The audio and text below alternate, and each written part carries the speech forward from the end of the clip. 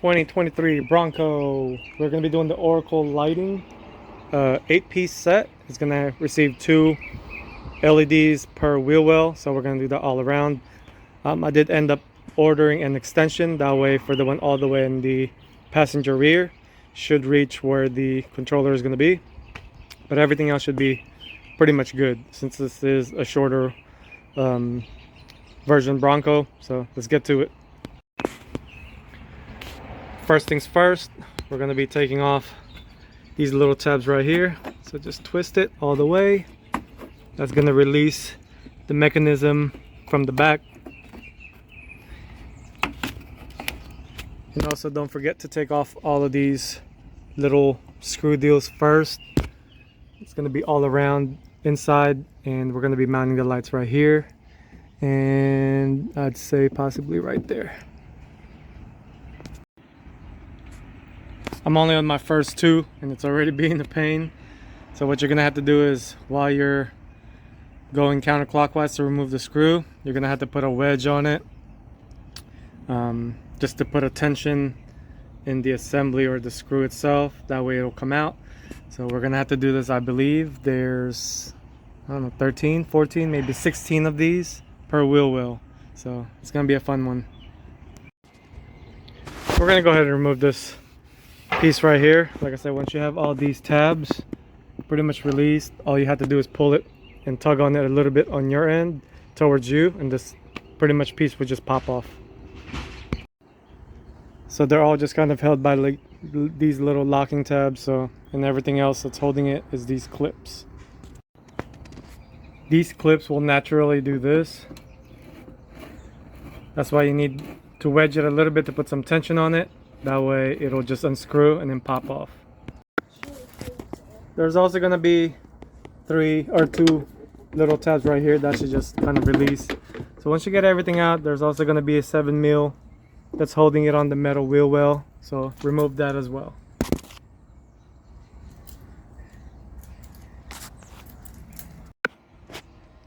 First wheel well cover removed. That's all the clips involved and some of the bolts. Yeah, those screws are a pain.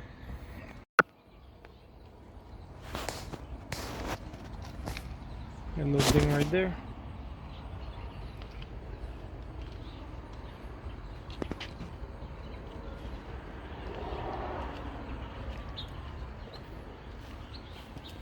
Nothing's installed yet, so just kind of doing a quick walk around. Scratch right there.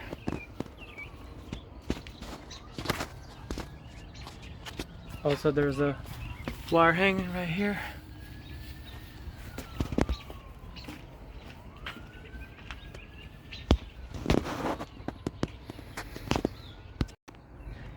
Alright, now that we have the front driver removed, wheel well cover and the little brush guard deal, we're going to move on to the passenger rear.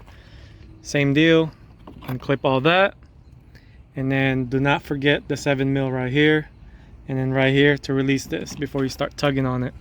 So let's go ahead and remove this first, and then same deal, the screws all around.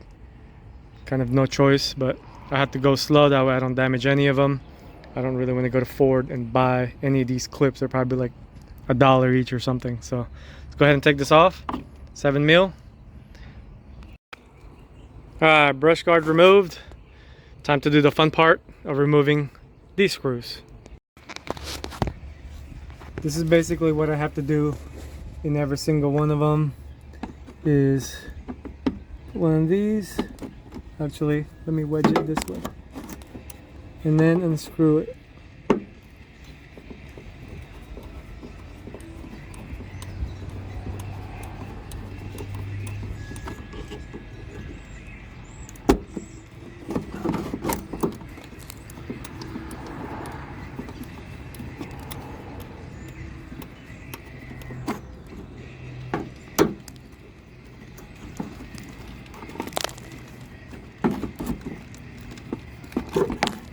Just like that. There's one hidden one right here. It's just a little plastic nut, so easy to release. That's about the only thing that's holding it. So there's actually one last one that's hidden right here, a 7mm. There's one more hidden one right here. Finally got all the wheel well covers. Here's the front, here's the back. Go to the other side.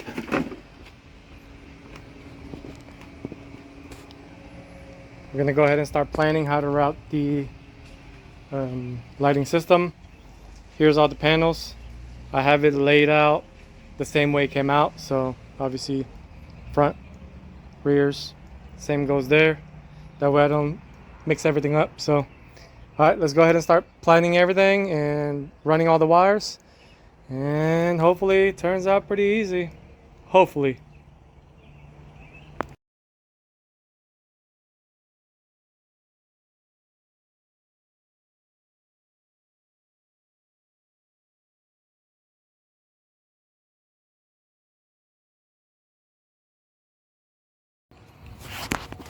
That pretty much all the clips and screws that hold all the wheel well covers.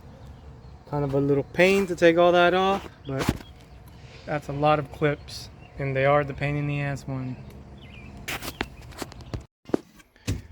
Once you open up your Oracle, it's going to come in individual boxes, which is pretty nice. So that just kind of shows the quality they put in these kits. So I believe there's one each of these boxes.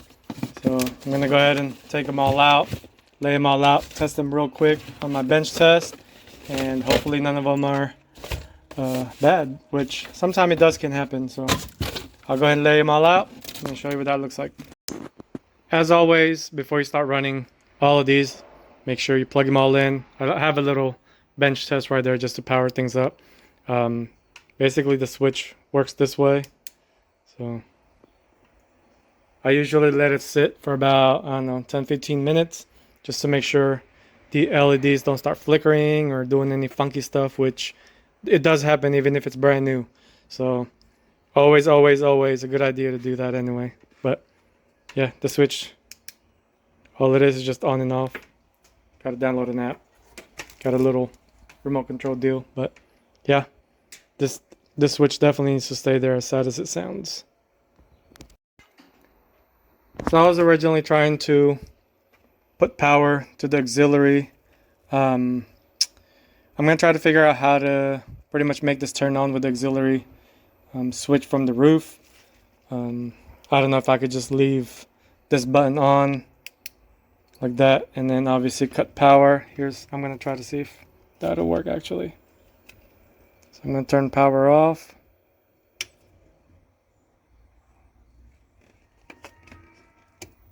Oh, it looks like I can do that. I didn't know have to have the switch right there, but it looks like I can just leave that on and then use the auxiliary on the roof to basically put power to it and then leave it on.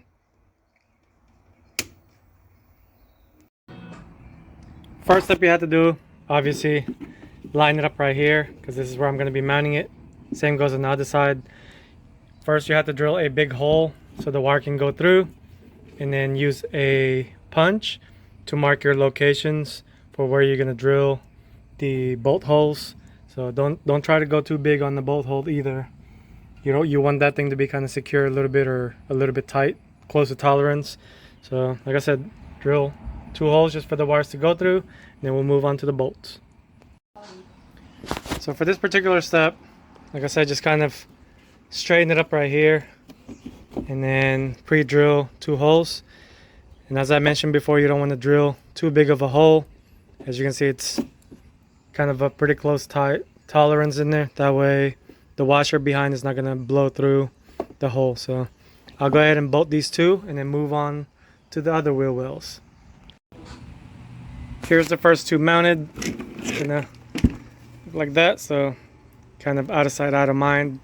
You're gonna have to put the washer in first and then pretty much obviously the bolt. Now don't go too crazy on these bolts because you will blow through this piece itself if you go too tight. So just kind of a little bit more than snug, I would say. So let's go ahead and do the other ones. I'm gonna go ahead and pull the passenger side and then match it to the same location. Here's all the lights pretty much mounted, secured.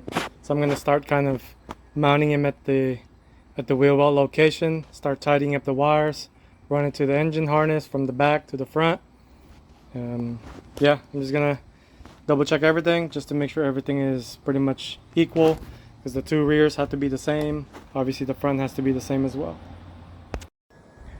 Before you mount the first wheel well, just kind of make it to where they're a little bit secured just up about right here, and then you're gonna start routing it to the top. You're gonna tag along that engine harness part right there, so that way it's not gonna be dangling or anywhere close to anything that gets hot.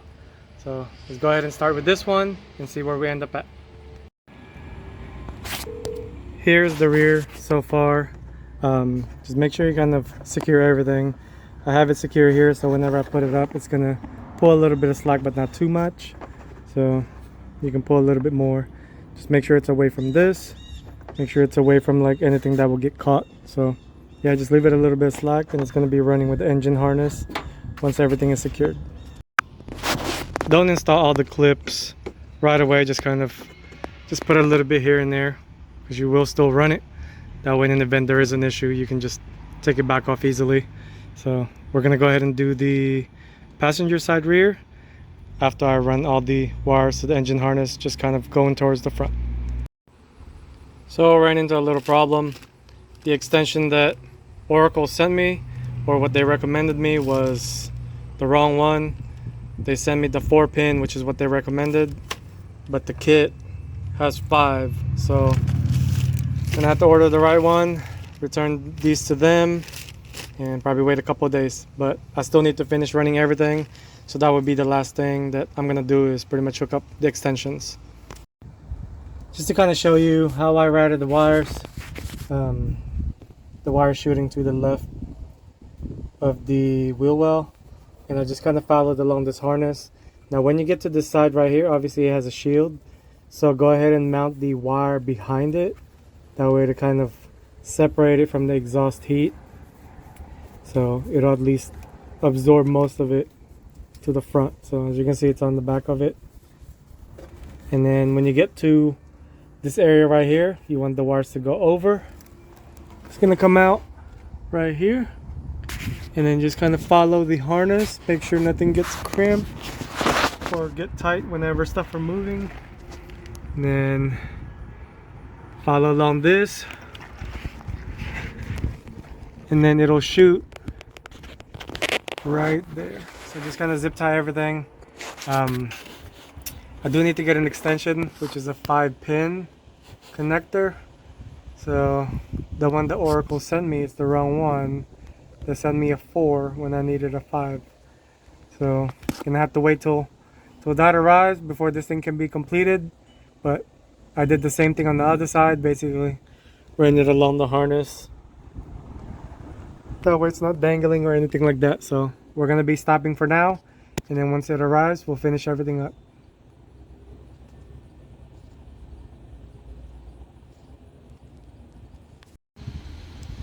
Since I'm waiting on the Oracle 5-pin wiring harness, I went ahead and kind of secured the front. Here's the wire in there, secured, bundled, not just hanging around type of deal. The rear is this one and this one, so I'm gonna wait till the harness comes in before I zip tie everything secure. That's just temporary right now, since obviously I got to run from there to here. The passenger side stuff, I said the bundle's right here. The short wire is still under there, kind of just hanging. Show you right here. So obviously that needs to be extended before I can secure everything, but at least the front is mounted. So I'm gonna have to try to figure out how to bring this in. Gonna tap this to one of the auxiliary signal wire right there. I don't know what I'm gonna do with the switch yet. Kind of wish they never even have that, but looks like I'm gonna have to feed it through here and then kind of zip tie it inside, out of sight, out of mind type of thing. But I got the controller box mounted. I'm gonna go ahead and start putting the back one, pretty much get that thing out of the way and just leave the fronts until the wiring harness arrives. So what I did is route the on and off switch inside, that way I can zip tie it hidden, out of sight out of mind type of situation. I also noticed that it's a 5 amp fuse, so I'm gonna tap it in to one of the auxiliaries that have a 5 amp output. So I'm gonna go check the manual in the screen and see which wire that is, and then obviously I'm gonna shorten this, tag it into one of these grounds, that way it's not so long, just because I don't like it too long. But let's go ahead and do that. You won't even really need this fuse anymore, since the circuit is going to be fused from the car side, so you can shorten this one as well. So for this one, you just need to go to the screen and look for the switch information.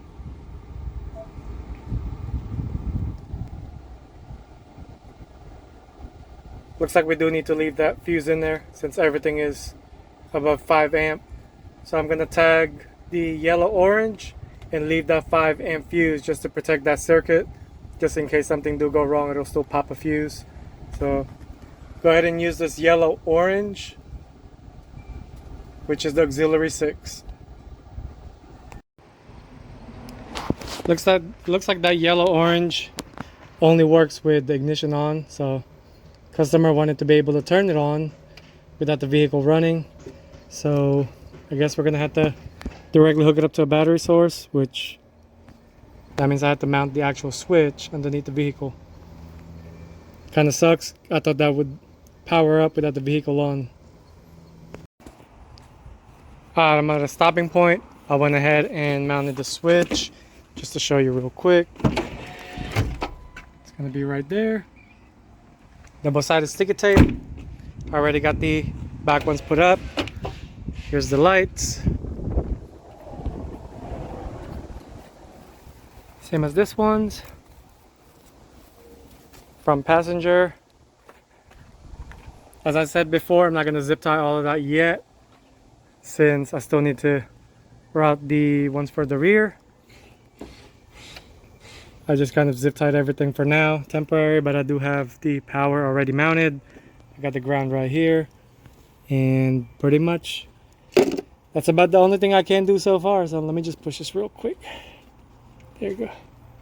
So once that harness comes in, I'm going to run it from there to here, and then the one from the bottom here, I can go ahead and route it there, and she'll be pretty much done.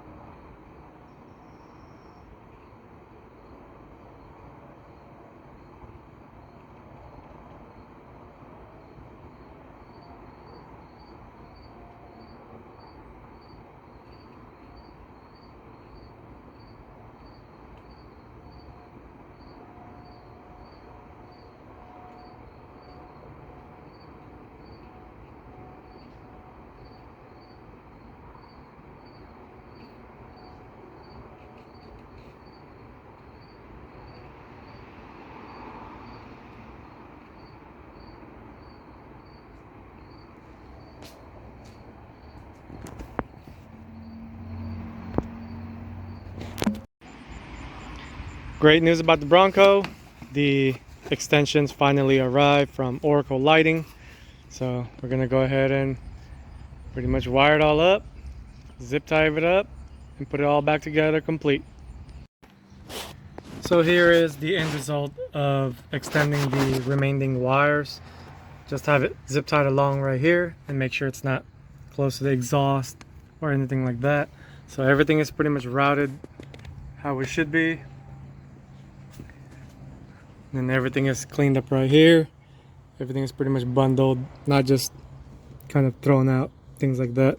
So just kind of double check everything, make sure it's not anywhere close that it's moving. And for the last part, I went ahead and pretty much routed the wire right there along with the harness and tucked the remaining wiring right here. That way it's not so heavily bundled in the engine bay. So we are pretty much ready to put the rest of the parts together and we can test it out tonight. We pretty much completed the installation of the Oracle 8-piece RGB rock lights. I already got all the pieces, panels, and wheel well parts pretty much installed back. So now we just wait till nighttime to test everything out.